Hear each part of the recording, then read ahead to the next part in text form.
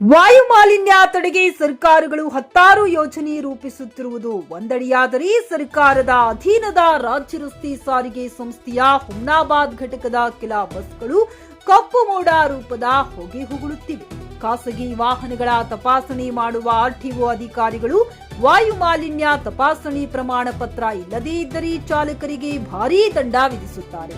ಆದರೆ ವಿಪರೀತ ಹೊಗೆ ಉಗುಳಿ ವಾಯು ಮಾಲಿನ್ಯ ಹೆಚ್ಚಿಸುವ ಸಾರಿಗೆ ಸಂಸ್ಥೆಯ ಬಸ್ಗಳನ್ನು ತಪಾಸಣೆ ಮಾಡುವವರು ಯಾರು ಎಂಬ ಪ್ರಶ್ನೆ ಎದುರಾಗಿದೆ.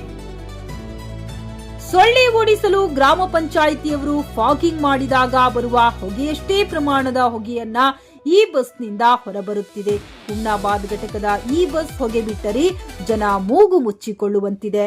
ಕಾರಿನಲ್ಲಿ ಪ್ರಯಾಣಿಸುತ್ತಿರುವ ಪ್ರಯಾಣಿಕರು ಅಚ್ಚರಿಗೊಂಡು ಈ ವಿಡಿಯೋ ಮಾಡಿದ್ದಾರೆ. JK news Kannada, Humnabad. ಇದು ಭ್ರಷ್ಟರ ಪಾಲಿಗೆ ಸಿಂಹ ಸ್ವಪ್ನ. ಜೆಕೆ ನ್ಯೂಸ್ ಕನ್ನಡ, ಇದು ಭ್ರಷ್ಟರ ಪಾಲಿಗೆ ಸಿಂಹ ಸ್ವಪ್ನ.